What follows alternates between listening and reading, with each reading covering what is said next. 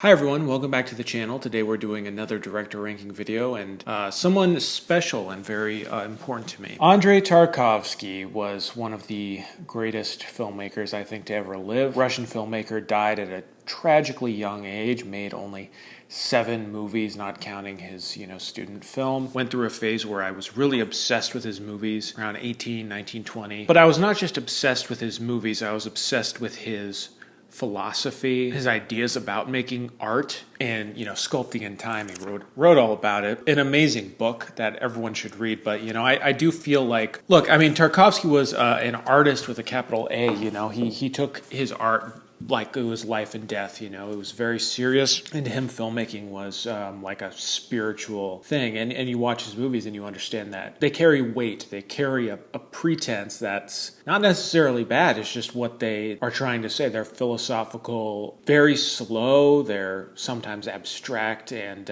he had very strict ideas about how to make a movie too, and what a movie should be and shouldn't be. And he was very against commercial cinema. I think that to try to restrain yourself to just movies have to be this one thing or should be this one thing, you're kind of missing out. I'm going to rank his movies even though it's kind of a pointless effort because they're all brilliant in so many ways. This is just my personal taste. Yeah, I mean, it's subject to change over time because you encounter one of his movies at different parts of your life and you have different ideas about them and they affect you differently. So I have seen all of his movies except for Steamroller and the Violin and maybe some other short films, I don't know. But I guess that's technically a short film and a student film. I've just never felt the need to seek it out. But at the bottom of the list, you nostalgia heads, you're gonna kill me for this.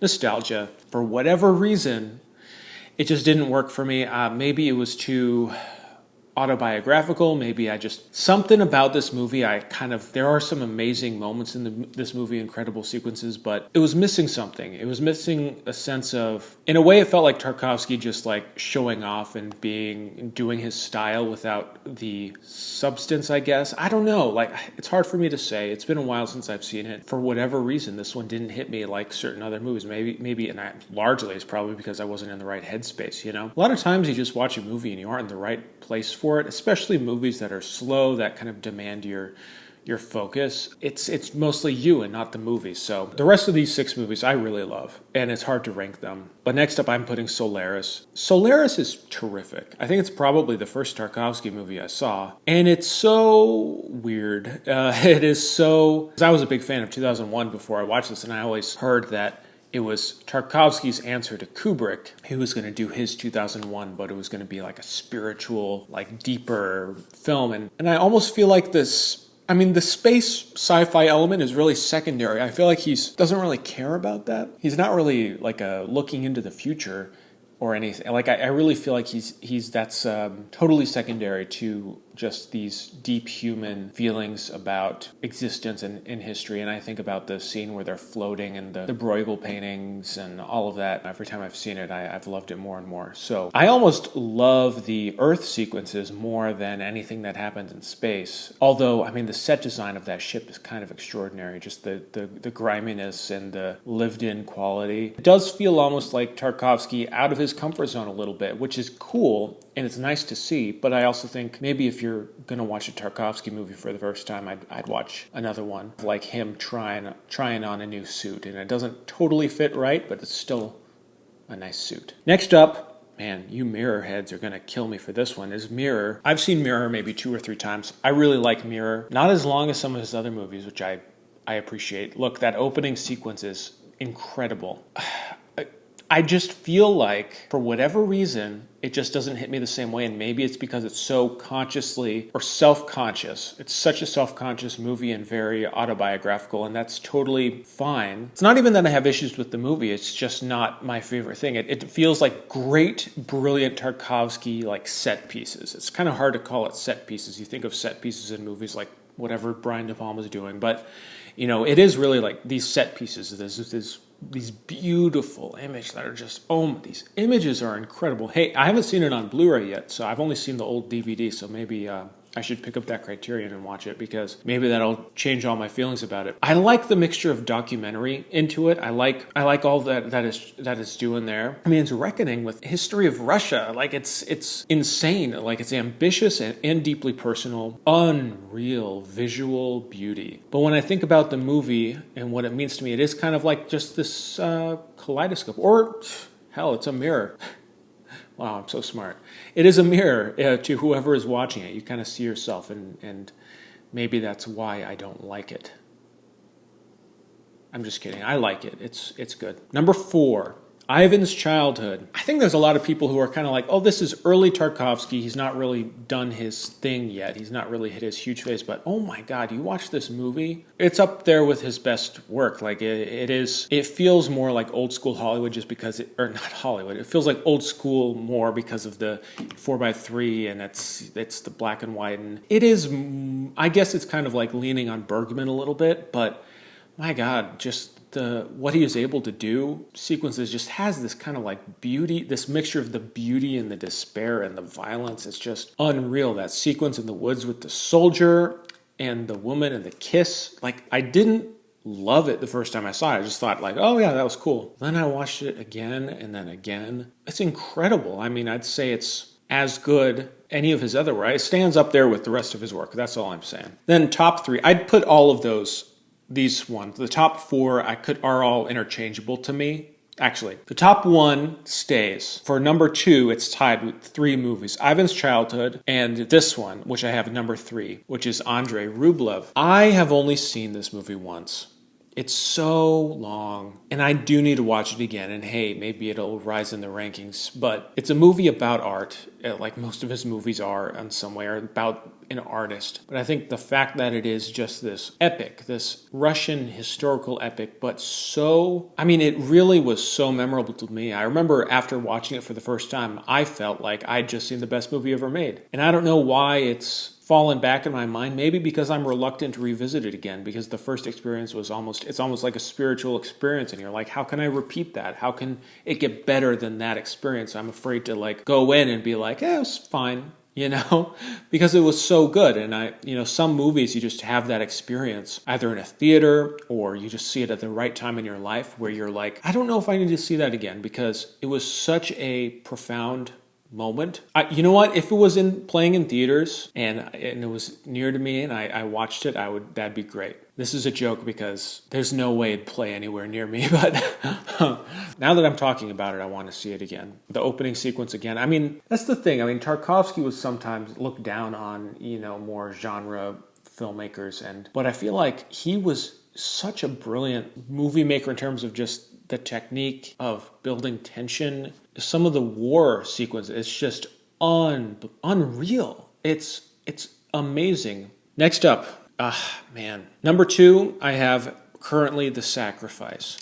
For whatever reason, I feel like most people put this as like second tier Tarkovsky, but I disagree completely. I think it's a masterpiece. It's his final movie, and maybe it gets that reputation as not being Tarkovsky's best because it borrows a lot of Bergman stuff. But it does it really? I mean, it borrows some of his actors, it borrows his location, so it's very almost like consciously trying to it's like invading on Bergman's thing, and I don't know, like that didn't bother me. I felt like it's better than most Bergman movies I've seen. There's something that keeps me returning to this movie. It has that post-apocalyptic feel, that like fable-like quality. It's so unsettling and sort of funny, and it almost it's almost like this long joke or this Shaggy Dog joke. I don't know how to make what to make of this movie. It kind of resists logic, and that's what's so beautiful about it. Of course, you read about what Tarkovsky has to say about art and everything, and it is this kind of thing where it is resisting like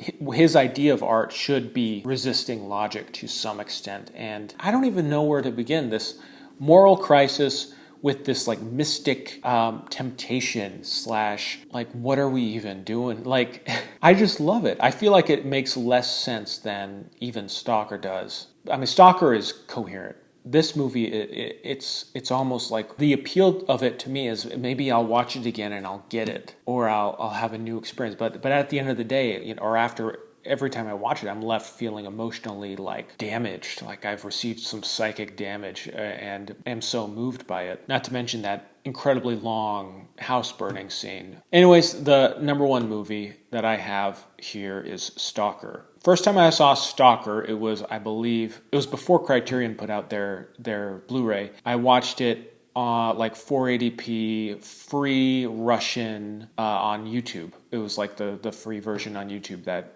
Mosfilm or whatever it's called puts on YouTube. I watched it on my laptop one day. It was like believing in, I don't want to sound corny here, but it was like believing temporarily that magic is real, in the sense that I truly think that Stalker, the movie, the act of watching it and what the movie does, just kind of like putting you into a trance-like state where you believe that more is happening in the movie than it's actually happening. And you can start to perceive things differently in life. I love movies where after you watch them, you are like very consciously looking at things differently, or just in the shape of things and how the world moves and looks and feels and the textures. And there's, of course, all of the philosophy and the characters and what they represent. And there's so much to be said there. But shape-shifting quality that the movie has. I mean, the whole time you're watching these guys enter this. And this is where I think the sci-fi concept works better with Stalker than it does Solaris. The perfect concept for a Tarkovsky movie, this wasteland, but there's this room that grants a wish, and the mixture of the real and the spiritual. The performances make it, and the way everything moves and is framed, it makes it feel like boring, empty fields. These tanks just sitting there. It's the scariest thing. This tunnel they walk through. Nothing is happening. They're just walking. But the performances, you feel like it's the scariest thing ever. It's intense. It's thrilling. It's like an action movie almost. And you start to really believe that something horrible can happen to these characters if they make one wrong move. Yet, the movie ends. Did anything really happen? I mean, that's the thing. It's the ambiguity. I'm trying not to spoil anything, but it's the ambiguity of, like, the movie's doing this magic trick of making you think more is happening than it actually is. It's an experience that I don't want to go through it too many times. I've already seen the movie too many times, and I feel like I've taken a long break. I don't want to watch it again until it's the time, you know. Feels like it shouldn't exist. Unreal in its beauty and its terror and its simplicity. Tarkovsky is so good, and his art is so singular and pure, and his intent is so singular that you almost have to, like, when you think about your favorite movies, when you think about your favorite art, you have to forget about him, because he could alter all your ideas and conceptions about what movies and art is. So at times I find myself thinking about my favorite films, my favorite filmmakers, and then I think, well, Tarkovsky's on his own. Like, he's doing his own thing. It's like you can't even put them in the same room because he was in his own galaxy, you know? That's my ranking. Let me know what you think. Let me know what filmmakers you want me to talk about or rank. We'll be back next week with another review or whatever. Yeah, hope you all have a good one. Bye-bye.